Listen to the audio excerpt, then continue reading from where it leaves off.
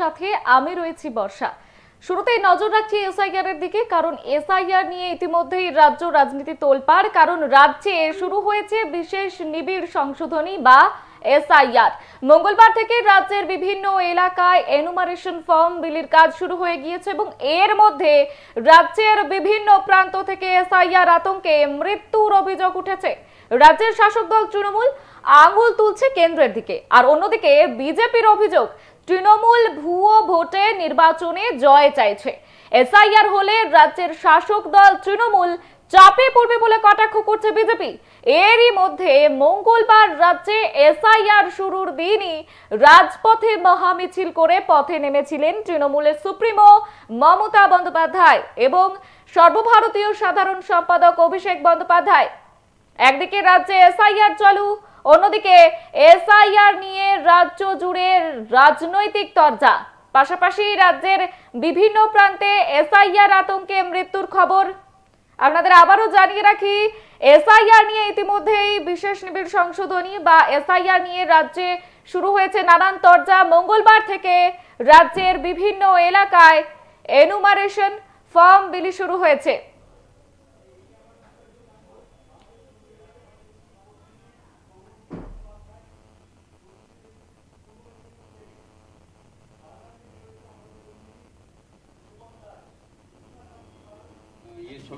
এই নিয়ে আমরা বিস্তারিত জেনে নেব। আমাদের সঙ্গে রয়েছেন আমাদের তিন প্রতিনিধি।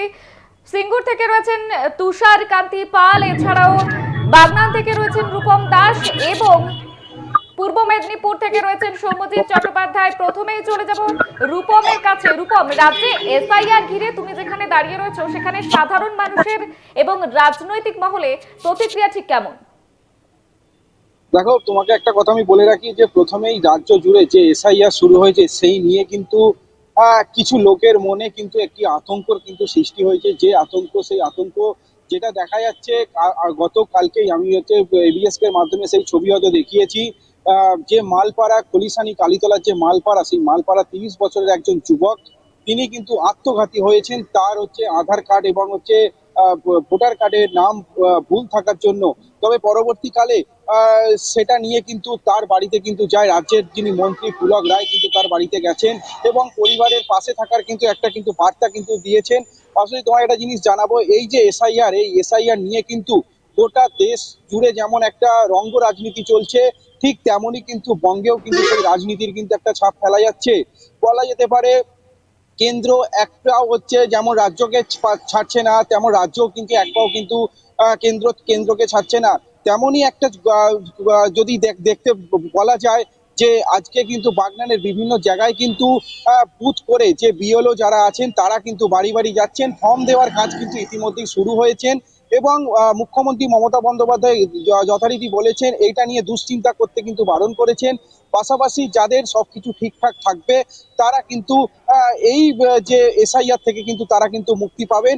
এবং এই যে এসআইআর নিয়ে যে ব্লকে ব্লকে এবং পঞ্চায়েত থেকে অলরেডি কিন্তু কর্মসূচি শুরু হয়ে গেছে, ফর্ম দেওয়া শুরু হয়ে গেছে এবং আমরা দেখতে পাবো হয়তো 2-4 দিনের মধ্যে পঞ্চায়েতগুলো থেকে আরম্ভ করে এবং বিডিও থেকে আরম্ভ করে সমস্ত জায়গায় কিন্তু একটা উপচে পড়া ভিড় কিন্তু দেখতে পাবো। যাদের নাম ভুল, নাম সংশোধন করার জন্য তারা কিন্তু আসবেন বলে জানিয়েছেন কিন্তু স্থানীয় প্রশাসন এবং কর্তৃপক্ষ।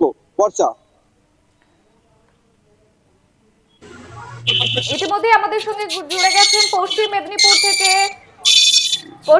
থেকে রয়েছেন মধুসূদন ভট্টাচার্য। মধুসূদন, তোমার কাছে জানতে চাইবো যে এসআইআর নিয়ে ইতিমধ্যেই রাজ্য রাজনীতি তোলপাড় তো শুরু হয়েই গিয়েছে, আর সামনে রয়েছে বিধানসভা নির্বাচন। রাজ্যে এসআইআর ঠিক কতটা প্রভাব পড়তে পারে বলে আগামী নির্বাচনে মনে হচ্ছে?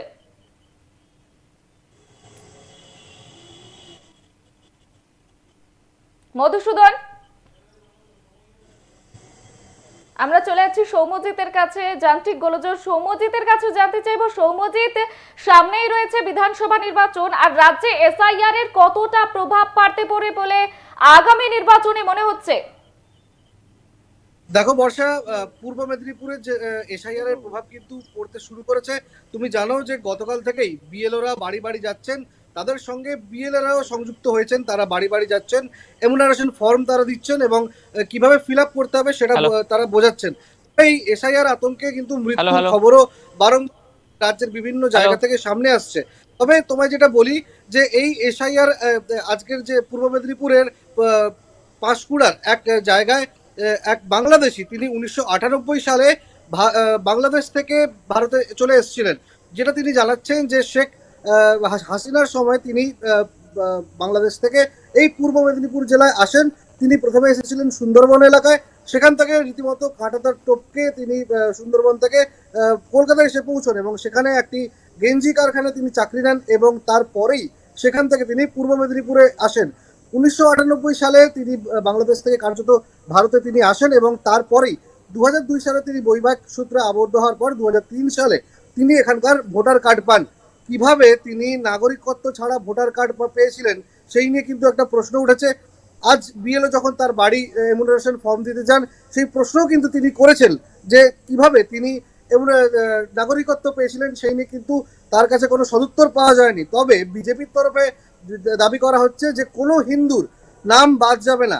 সেক্ষেত্রে সিএ থেকে নাগরিকত্ব আইনের যে আইন রয়েছে সেই সিএ এর মধ্য দিয়ে তিনি ফর্ম ফিল আপ করে ভারতীয় নাগরিকত্ব নিতে পারেন, যে ক্ষেত্রে রাজ্যের বিরোধী দলনেতা শুভেন্দু অধিকারী থেকে শুরু করে দিলীপ ঘোষ সবাই বারবার যেটা দাবি করেছেন যে এই এসআইআর এর জন্য কিন্তু কোনো হিন্দুর নাম বাদ যাবে না, কিংবা কোনো হিন্দু শরণার্থী যারা বাইরের দেশ থেকে ভারতে এসেছে তাদের নামও বাদ যাবে না। সেক্ষেত্রে তাদেরকে নতুন করে নাগরিকত্ব নিতে হবে। সেই ক্ষেত্রে কিন্তু এই যে কাজল করের উদাহরণ দিচ্ছিলাম, পূর্ব মেদিনীপুরের পাঁশকুড়ার বাসিন্দা, তিনি বাংলাদেশ থেকে এসেছিলেন, সেক্ষেত্রে বিজেপি তরফে দাবি করা হচ্ছে তার নামও কিন্তু এসআইআর এর জন্য বাদ যাবে না।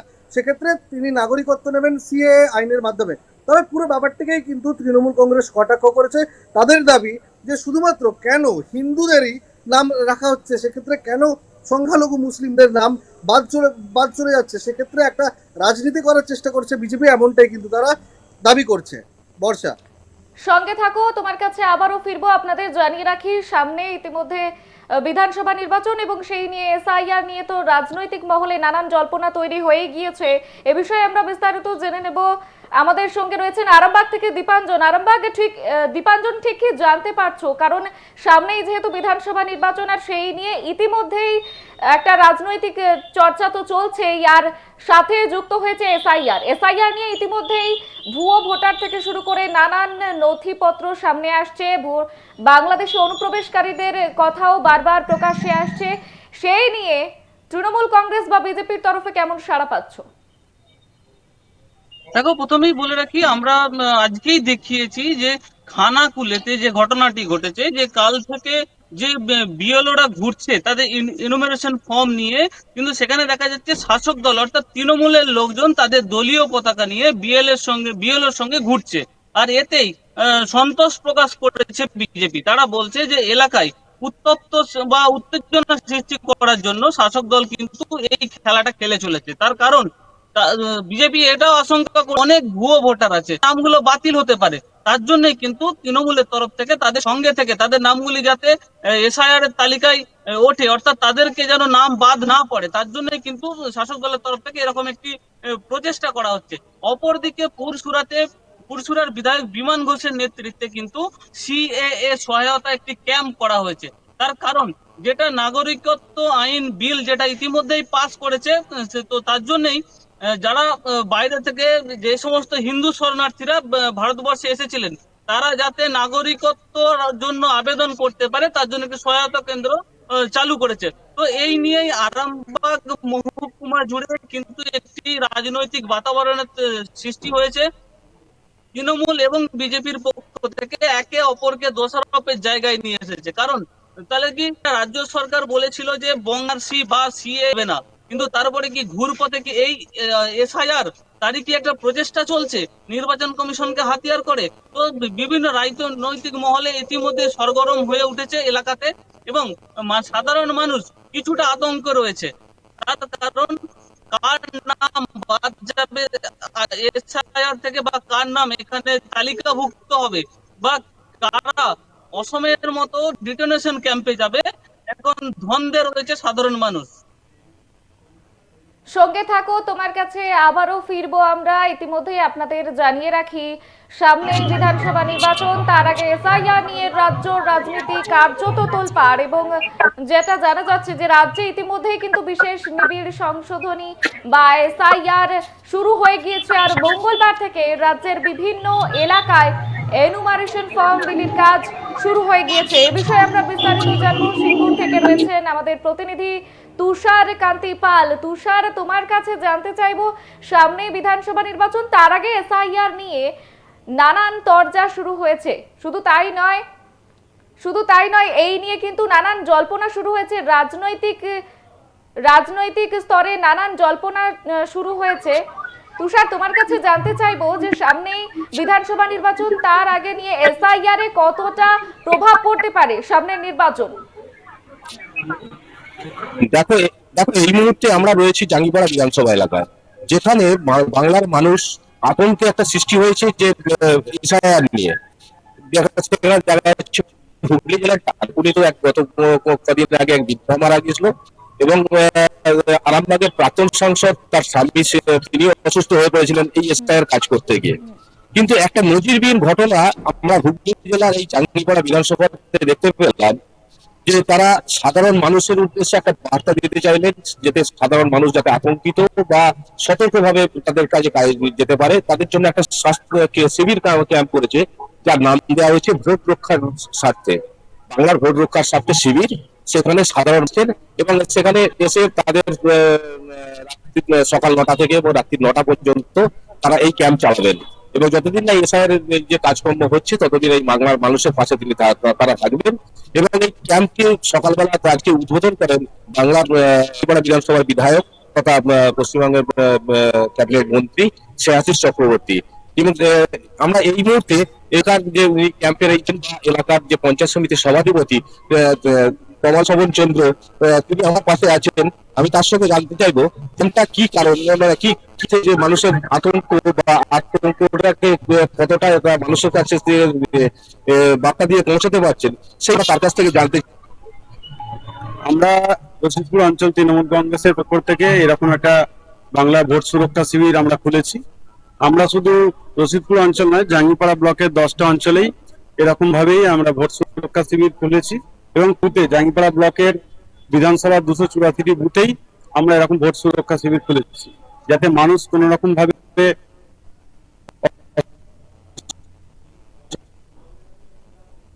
মধ্যে না পড়েন। সঙ্গে আমাদের থাকো, দেখা আমাদের তোমার আমাদের দল কাছে আমাদের আবারও নেতৃত্বায় ফিরবো। আমাদের সর্বদা বিধায়ক স্নেহাশিস চক্রবর্তী আমাদের সঙ্গে থাকো, তোমার কাছে আবারও ফিরবো, কারণ এসআইআর নিয়ে ইতিমধ্যেই আমরা দেখেছি নানান রাজনৈতিক জল্পনা শুরু হয়েছে। তৃণমূল দাবি করছে যে বিএলও এবং বিএলএরা রাজনৈতিক দলের সাথে যুক্ত, অর্থাৎ বিজেপির সাথে যুক্ত। আর বিজেপি দাবি করছে বিএলও এবং বিএলএরা তৃণমূলের সাথে যুক্ত। এ বিষয়ে বিস্তারিত জানবো। আমাদের সঙ্গে রয়েছেন আমাদের প্রতিনিধি সৌরভ মণ্ডল। সৌরভ, ঠিকই জানতে পারছো, কারণ এসআইআর নিয়ে ইতিমধ্যেই বিভিন্ন জেলায় মৃতের খবর প্রকাশ্যে আসছে, সেই নিয়ে কি জানতে পারছো? এখন রাজ্য রাজনীতি একদম দুর্নীতি। আর যে এখন হয়েছে আপনার ছবিটা আমি তো ছবিটা দেখাবো যে আমতার ছবিটা দেখাবো যে বিভিন্ন রাজনৈতিক যে দল কিন্তু তৃণমূল বিজেপি তারা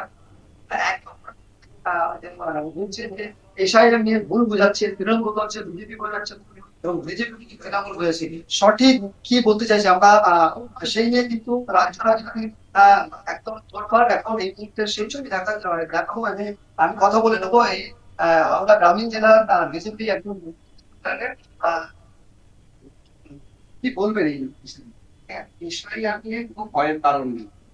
আরো যারা বলে তারাই এখানে ভোটার হতে পারবে, কিন্তু 2019 সালের আগে যারা আমাদের এখানে দেশের নাগরিক এখানে ভোটার লিস্টে নাম ছিল, সে যদি তার বাবা কাকা জেঠু দাদা কাকিমা জেঠিমা মাসি তার নাম থাকে, তার নাম এখানে থাকে।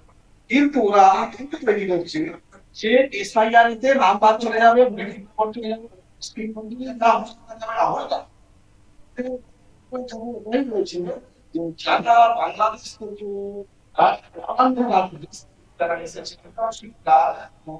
2000 পরে লিখেছে তাকে আপডেট থাকবে না এবং এখানে দেওয়া যেটা করতে চাইছে যে ওর যেভাবে রয়েছে ভিতর ভোটা বিকান্ত ভোটা জায়গায় ভোট আছে, শহরেও ভোট আছে, গ্রামেও ভোট আছে, সেই ভোটগুলো কিন্তু ওরা ভোট দিচ্ছে তারা পরিযায়ী শ্রমিকের ভোটগুলো দিচ্ছে দিয়ে তারা এই পরিসরে ভোটে দিচ্ছে। আর আমাদের বর্ডার থেকে যদি এলাকাগুলো যেহেতু বর্ডার লাগোয়া প্রায় 6টা জেলা সেখানে এখানে প্রায় প্রায় 99% আছে এই না ওয়েটিং থাকবে না। আর আমাদের কোন ভয় নেই, কারণ ভারতবর্ষের যারা নাগরিক তারা থাকবে, একটা প্যানিক তৈরি করছে, একটা অশান্তি পাকাবার চেষ্টা করছে, ভয় দেখাবার চেষ্টা করছে, বিএলওদের ভয় দেখাবার চেষ্টা করছে, বিরোধী দলের বিএলওদের ভয় দেখাবার চেষ্টা করছে, সরকারি বিএলওদের ভয় দেখাবার চেষ্টা করছে। কিন্তু এখানে একটাই মাত্র ভোট যারা এখন নাম উঠেছে তাদের কিছু থাকবে, কারণ তার প্রবলেম আছে, এখানে খুব ভয়ের কারণ নেই। আমরা বিধানসভা ঘাটে কিন্তু তৃণমূলের টেক্সট করা হয়েছে, বিজেপির পক্ষ থেকে কিন্তু সেই টেক্সট খোলা হবে। বাড়ি বাড়ি গিয়ে ফর্ম ফিল আপ দিচ্ছি আমি, আমাকে বলছে ভোটাররা বলছে ভাই আপনি আসুন, আমরা বিপরীত কাজ করছি, আমাদেরকে চেনে জানে, আমরা সরকারের সঙ্গে শত্রুতার সঙ্গে এবং লড়াই করি বলে আমাদের প্রতি আস্থা আছে মানুষের। আমরা বাড়ি বাড়ি যাচ্ছি, বাড়ি বাড়ি যেমন সহযোগিতা করছি তেমন আমাদের প্রত্যেক দিন আমাদের তারা ফোন করে দিচ্ছে। সৌরভ, সঙ্গে থাকো, আমরা চলে যাব পরবর্তী প্রতিনিধির কাছে। আমাদের সঙ্গে রয়েছেন প্রতিনিধি মধুসূদন ভট্টাচার্য পশ্চিম মেদিনীপুর থেকে। মধুসূদন, তোমার কাছে জানতে চাইবো যে যেহেতু এসআইআর নিয়ে ইতিমধ্যেই একটা তরজা চলছে, আর আমরা শুনতে পাচ্ছি বিভিন্ন জেলা থেকে যে বিএলও এবং বিএলএরা তৃণমূল এবং বিজেপির সঙ্গে যুক্ত, সক্রিয়ভাবে আবার কখনো নিষ্ক্রিয়ভাবে, কিন্তু সেই বিষয়ে তুমি তোমার জেলা থেকে কি কোনো প্রতিক্রিয়া পাচ্ছ? একদম দেখো, বিএলও এবং একদমই দেখো, এসআইআর প্রক্রিয়া শুরু হবার পরেই কিন্তু নির্বাচন কমিশনের যে তথ্য রয়েছিল যেটা যে গতকাল থেকে বিএলওরা বাড়ি বাড়ি যাবে, সেখানে ফর্ম দেবে এবং সেই ফর্ম আবারও কিন্তু পুনরায় তাদের কাছে জমা পড়বে। তারপরে ধাপে ধাপে সেই প্রসেস অনুযায়ী যে এসআইআর প্রক্রিয়া, সেই এসআইআর প্রক্রিয়া কিন্তু আস্তে আস্তে সেই পথে কিন্তু এগোবে। আমার সঙ্গে রয়েছে বিজেপির স্থানীয় নেতা মৃত্যুঞ্জয় পড়ি, আমরা সরাসরি মৃত্যুঞ্জয়ের সঙ্গে কথা বলি। দাদা, বিজেপি অভিযোগ করছে যে বিএলওরা তারা তৃণমূলের সঙ্গে যুক্ত রয়েছে, আবার তৃণমূল অভিযোগ করছে যে না, যারা বিএলও তারা আবার বিজেপির সঙ্গে যুক্ত রয়েছে। দেখুন, বিজেপি তো কোনো মনগড়া অভিযোগ করছে না। বিজেপি যেটা বলে তথ্যের ভিত্তিতে, মুখ্যমন্ত্রী পরিষ্কার করে বলছেন এবং বিভিন্ন জায়গায় তৃণমূল নেতাদেরকে দেখা যাচ্ছে প্রকাশ্য মঞ্চে বক্তৃতা দিয়ে বলছেন যে এসআইআর পরে যারা বিএলও থাকছেন তাদেরকে রাজ্য সরকারের অধীনে চাকরি করতে হবে। অতএব একটা প্রচ্ছন্ন প্রকট হুমকি দিয়ে দিচ্ছে। তো এসআইআর প্রক্রিয়াটা শুদ্ধভাবে হবে কিভাবে? অ্যাকচুয়ালি এসআইআর প্রক্রিয়াটা কি, কেন মানুষ দেখুন, ভয় পাচ্ছে? এসআইআর স্পেশাল ইনসেনটিভ রিভিশন, যার বাংলা তর্জমা করলে দাঁড়ায় যে বিশেষ নিবিড় সংশোধন। যে কোনো উন্নয়নশীল দেশে তার স্থিতাবস্থা, তার সাস্টেনেবল ডেভেলপমেন্ট, তার হচ্ছে জনসংখ্যার পুঞ্জি, সমস্ত কিছুকে ঠিক রাখার জন্য এসআইআর এর প্রয়োজন আছে। এবং এসআইআর আর অন্য কিছুই নয়, চাল থেকে কাঁকর বাছার প্রক্রিয়া। এবং আপনাকে আরও বলি আমি যে এসআইআর তারাই বিরোধিতা করছে যারা আমেরিকান ডিপ টেস্ট বা যারা পাকিস্তানের আইএসআই এবং বাংলাদেশের সিমি জামাতের সঙ্গে যাদের একটা যোগাযোগ আছে, তারাই মানে দেশ বিরোধী শক্তি ছাড়া এসআইআর এর বিরোধিতা কেউ করছে না। সাধারণ মানুষ সাদরে গ্রহণ করছে এসআইআর কে। তৃণমূল এত ভয় পাচ্ছে কেন? এই যে এসআইআর প্রক্রিয়া, তৃণমূলের ভয় পাওয়ার কারণ হচ্ছে তৃণমূলের ভোট ব্যাংক কারা? অবৈধ রোহিঙ্গা বাংলাদেশি অনুপ্রবেশকারী, এদেরকে নিয়ে তারা ভোট ব্যাংকে সমৃদ্ধ, তারা তো ভয় পাবেই, কারণ এটা তো চাল থেকে কাঁকর আলাদা করে বাছা হয়ে পড়ে যাবে। তো ভয় লাগবে না? 2002 সালে এসআইআর প্রক্রিয়া চালু হওয়ার পরে আবার এই 2025 সালে এসআইআর প্রক্রিয়া। দেখুন, এই এসআইআর প্রক্রিয়া অনেক আগেই হওয়া প্রয়োজন ছিল। আমি মনে করি, এটা আমার ব্যক্তিগত অভিমত, যে এসআইআর প্রত্যেক বছর হওয়া উচিত। যে জায়গায় দাঁড়িয়ে দেখা যাচ্ছে যে মৃত ভোটারের সংখ্যা যে তালিকায় রয়ে যাচ্ছে, অনুপ্রবেশকারীরা তারা এসে রয়ে যাচ্ছে, এই যে সমস্ত যে ভোটার, সেগুলো কি স্বচ্ছভাবে আদৌ হবে বলে মনে হচ্ছে? দেখুন, প্রক্রিয়া যখন শুরু হয়েছে, নির্বাচন কমিশন পশ্চিমবঙ্গের জন্য বিশেষ সাইট বানিয়েছে এবং তারা যে ডকুমেন্টসগুলো চেয়েছে সেই ডকুমেন্টসগুলো ঠিকঠাকভাবে আপলোড যদি করা হয় এবং যে সিস্টেমেটিক্যালি যে রিভিশনটা হবে, তাতে করে আশা করছি 100% না করা গেলেও অনেকাংশেই সেটা বিশুদ্ধ হবে এবং তার জন্য প্রত্যেক রাজনৈতিক দল এবং সচেতন নাগরিক সকলের এই এসআইআরকে সমর্থন করা উচিত এবং বিএলওদেরকে সহযোগিতা করা উচিত, তবেই সুষ্ঠুভাবে প্রক্রিয়াটা সম্পন্ন হবে। বিএলওরা বাড়ি বাড়ি যাচ্ছে, কোথাও দাঁড়িয়ে তাদেরকে একটা আতঙ্কের বাতাবরণ সৃষ্টি হচ্ছে যে তাদের নাম যদি কোনো কারণে বাদ চলে যায়। সেই জায়গায় দাঁড়িয়ে কোনো রাজনৈতিক দলের নেতাকর্মীরা তারাও তো সঙ্গে সঙ্গে যাচ্ছে, তাদের সেই সমস্ত যে প্রক্রিয়া তারাও তো খতিয়ে দেখছে। দেখুন, প্রত্যেক রাজনৈতিক দল থেকে একজন করে BLA-2 প্রতিনিধি দেওয়া রয়েছে যারা বিএলওকে সহযোগিতা করবে। তো সেই ক্ষেত্রে তৃণমূল নেতাদের তো আলাদা করে যাওয়ার জায়গা নেই সেখানে। যাওয়া মানে এটাই যে শুধুমাত্র সস্তার রাজনীতি করার জন্য যে অবৈধ ভোটার তাকেও গিয়ে আশ্বাস দিচ্ছে। আমরা দেখলাম যে আজকে মেদিনীপুরের একটা আমি খবরে দেখছিলাম, মেদিনীপুরের যিনি বিধায়ক, ওখানে একটা অবৈধ কি কলোনি তৈরি হয়েছে, হঠাৎ কলোনি বলে কিছু একটা হবে, সেখানে গিয়ে বলছে আপনারা সিএএ-তে নাম তুলবেন না। আরে সিএএ-তে নাম তুললে অসুবিধাটা কোথায়? সিএএ তো বলাই আছে যে আমাদের পার্শ্ববর্তী দেশে যারা তারা হচ্ছে ধর্মীয় সংখ্যালঘু, তাদেরকে ধর্মীয় সংখ্যালঘু এবং হিন্দু বিতাড়িত এবং নিপীড়িত। রাজ্যে যদি এসআইআর চালু হয় তাহলে কেন্দ্রীয় সরকার বন্ধ করে দেওয়া উচিত, বাতিল করে দেওয়া উচিত। এ বিষয়ে বিজেপির মন্তব্য কি? প্রশ্নটা যদি আরেকবার করো বর্ষা। মধুসূদন, তোমার কাছে জানতে চাইবো, মুখ্যমন্ত্রী সম্প্রতি মমতা বন্দ্যোপাধ্যায় বলেছেন রাজ্যে যদি এসআইআর চালু হয় তাহলে কেন্দ্রীয় সরকারকেই বাতিল করে দেওয়া উচিত, বাতিল করে দেওয়া হবে। এ বিষয়ে বিজেপির প্রতিক্রিয়া কি? একদমই তো সরাসরি বিজেপির প্রতিনিধিত্ব মৃত্যুঞ্জয় পড়িয়া রয়েছে। মুখ্যমন্ত্রী বলছে যে এসআইআর প্রক্রিয়া চালু হওয়ার পরে কেন্দ্র তাদের বাতিল করে দেবে, এই বিষয়টা কি? দেখুন, এটা অন্য কিছু না, উনি খুব ভালো মতো করে জানেন যে এসআইআর প্রক্রিয়াতে কি হয় না হয়, কারণ উনি 500 বারের সংসদ, উনি সংসদীয় রাজনীতির সঙ্গে যুক্ত এবং উনি 2006 সালে আজকে যে বিরোধী যে স্ট্যান্ড আছে ওই জায়গায় উনি ছিলেন। সচিত্র ভোটার পরিচয়পত্র এবং বাংলাদেশি ভোটার দিয়ে পশ্চিমবাংলার সিপিআইএম যে ভোট সমৃদ্ধ করতো, এই অভিযোগ উনি করেছিলেন। তাহলে উনি শাসকের বেলায় এক স্ট্যান্ড, বিরোধীর বেলায় আরেক স্ট্যান্ড, উনি নিজেই বিচারিতা করছেন, ওনার নিজের দেওয়া তথ্যকে উনি ভায়োলেট করছেন। অভিষেক বন্দ্যোপাধ্যায় এসআইআর যেদিন ঘোষণা হয় তার পরের দিন সম্ভবত প্রেস কনফারেন্স করেন, সেখানে বলেছেন যে বৈধ ভোটার যদি নাম পরিচয় বাদ দেওয়া হয় এই লিস্টে, সেই জায়গায় দাঁড়িয়ে আন্দোলনটা দিল্লি পর্যন্ত যাবে। দেখুন, দিল্লিতে এর আগে উনি আন্দোলন করতে গেছিলেন, দিল্লি পুলিশের লাঠির সাইজ হচ্ছে 6 ফুট, উনি দেখেছেন সে লাঠির কি কাজ, ঠিক আছে? তো উনি আন্দোলন করতেই পারেন, সংসদীয় গণতান্ত্রিক দেশে আন্দোলন যে কোনো কিছুর জন্য করা যেতে পারে, কিন্তু সেটা বৈধ হওয়া উচিত। এই আন্দোলনটা পুরোপুরি অবৈধ। এসআইআর যারা বিরোধিতা করছে তাদের সঙ্গে বৈদেশিক শক্তির হাত রয়েছে এবং বৈদেশিক শক্তির মদতে তারা বাংলাদেশি অনুপ্রবেশকারী লোকজনকে ঢুকিয়ে ভারতবর্ষের একটা ডেমোগ্রাফিক চেঞ্জ করতে চাইছে, যাতে করে পশ্চিমবাংলার বা ভারতবর্ষের অখণ্ডতা বজায় না থাকে। এই যে বিজেপির এবং যে তৃণমূলের যে অভিযোগ, বিজেপি অভিযোগ করছে যে না তৃণমূল এই এসআইআর প্রক্রিয়া চালু হতে দিচ্ছে না, আবার তৃণমূল অভিযোগ করছে যে বিজেপির এর মধ্যে মদত রয়েছে এই এসআইআর প্রক্রিয়ার, এটা কতখানি কি গুরুত্ব দিচ্ছেন আপনারা? দেখুন, তৃণমূলের মতো করে বলবে। তৃণমূল যতগুলো সকাল থেকে কথা বলে তার মধ্যে একটা কথা যদি ক্রেডেন্সিয়াল আপনি প্রমাণ করতে পারেন, ঠিক আছে, আমি রাজনীতিটা ছেড়ে দেবো। তৃণমূল যা বলে, ঠিক আছে, তার 100%ই মিথ্যা। এইটুকু আপনি জেনে রাখো, মানুষকে 100% ভুল বোঝানোর পক্ষে নেই তৃণমূল কংগ্রেস। ওরা জানে না এসআইআর কি পশ্চিমবঙ্গে প্রথম হচ্ছে, পশ্চিমবাংলা এসআইআরটা প্রথম হচ্ছে না। প্রতিনিধি রূপম দাসের কাছে। রূপম, তোমার কাছে জানতে চাইবো, তৃণমূল কংগ্রেস দাবি করছে যে এর আগে 2002 সালে এসআইআর করতে 2 বছর সময় লেগেছিল, কিন্তু এবারে খুব তাড়াতাড়ি মানে তড়িঘড়ি এই প্রক্রিয়া শুরু হয়ে গিয়েছে। সেটা কি রাজনৈতিক কৌশল, সামনে বিধানসভা নির্বাচন বলে বুদ্ধিজীবীরা কি মনে করছেন? দেখো, ইতিমধ্যেই কিন্তু হচ্ছে অভিষেক বন্দ্যোপাধ্যায় সাংবাদিক সম্মেলন করেছেন। মাননীয় যে মুখ্যমন্ত্রী যিনি আছেন, বাংলার মুখ্যমন্ত্রী, তিনিও কিন্তু এটা এসআইআর নিয়ে কিন্তু সাংবাদিক সম্মেলন করেছেন। তিনি কিন্তু দেশের মানুষকে বার্তা দিয়েছেন এবং পশ্চিমবঙ্গের মানুষকে বার্তা দিয়েছেন, কেউ ভয় পাবেন না, আতঙ্কিত হবেন না।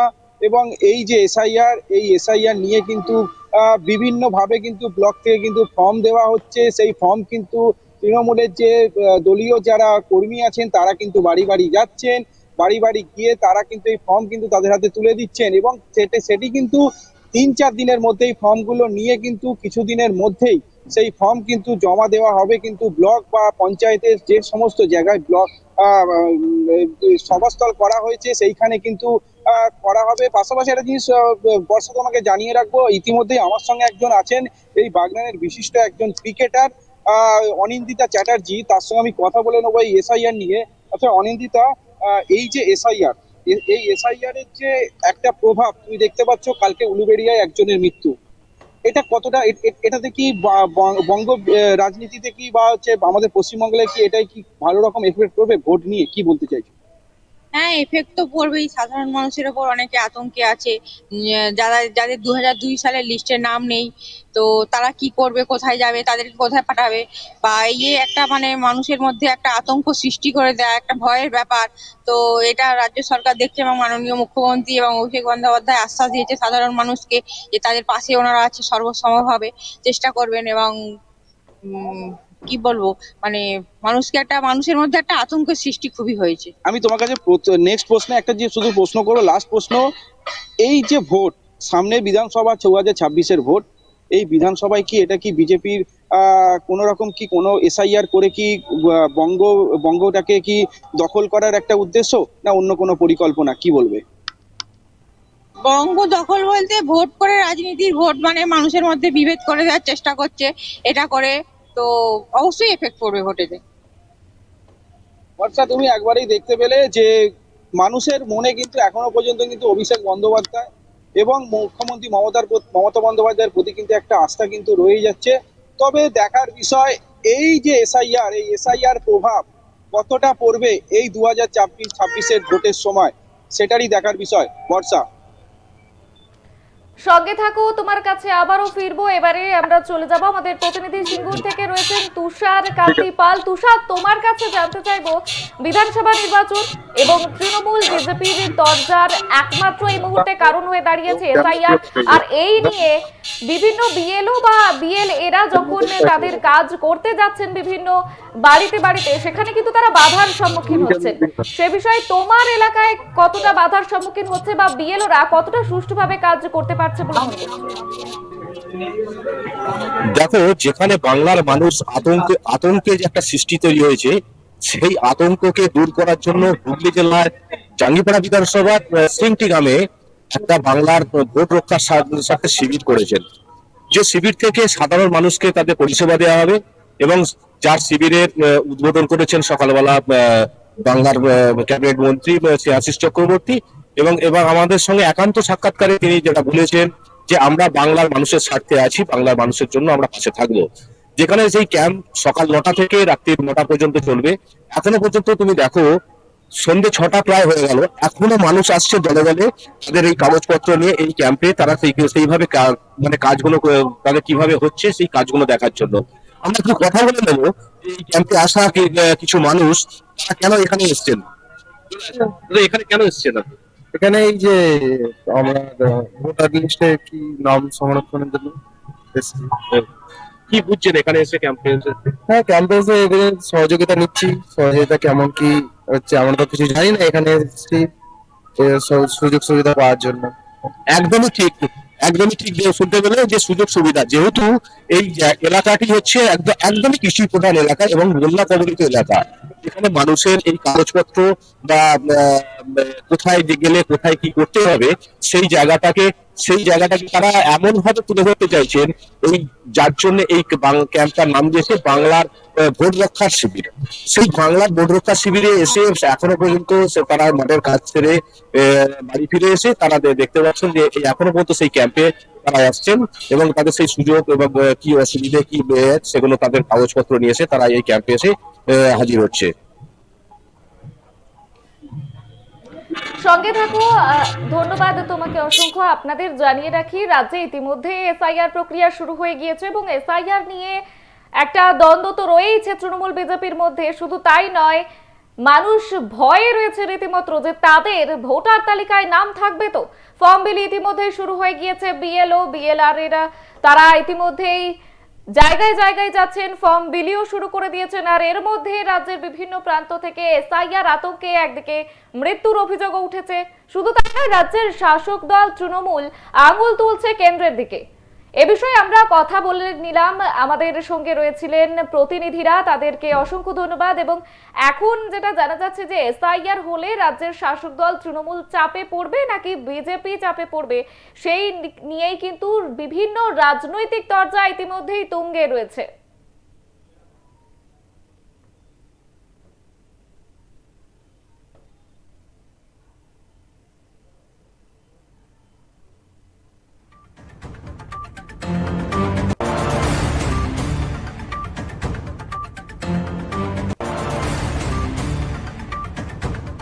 এখন এই পর্যন্তই। অন্যান্য সমস্ত খবরের আপডেট পেতে নজর রাখুন এবিএসকে নিউজের পর্দায়। নমস্কার।